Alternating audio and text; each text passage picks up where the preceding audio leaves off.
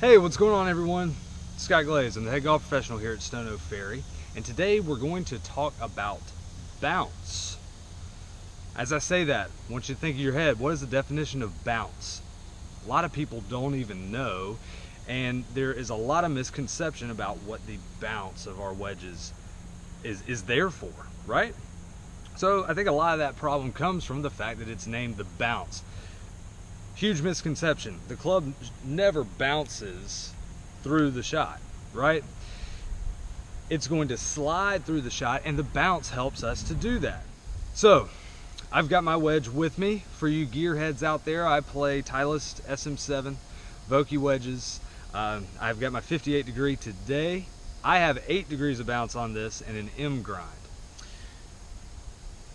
When we take our wedge straight up like that, perfectly, on then a perfectly flat surface, the bounce is created when the sole of the club, it's the angle between the sole of the club and the leading edge of the club right there, okay? So when that is perfectly flat, that angle between those two on my wedge is 8 degrees. When we hit our pitch shots, we want this to slide through. We want this bounce to help us hit clean and consistent pitch shots. We don't want to try and help it in the air and scull it, and we don't want to dig and have that leading edge dig and hit it fat. All right? So now that we understand what bounce is and what it can help us do, here's the simple drill that I want you to do. Now, all we need to do here is to set up very neutrally.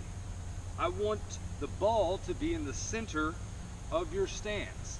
And now I don't want any shaft lean either way. So we're not going to set up with our hands way ahead or behind. They're going to be nice and neutral right here. Now here's the best part of all. Most players are scared to hit it fat, right? I want you to try and hit behind the ball when you do this. If you try to hit behind the ball, you're going to allow the bounce to do the work. The club's going to slide through nicely, and you're going to be able to tell in slow motion how it slides up the grooves, gets into the air with a little spin, and you can snug cuddle it up there really nicely. Okay? Let's remember, a pitch shot is just a miniature golf swing. So that doesn't mean that any part of the body needs to lock up. We still have consistent, subtle movement through the whole shot. So if you work on those things, you're going to be hitting great pitch shots in no time.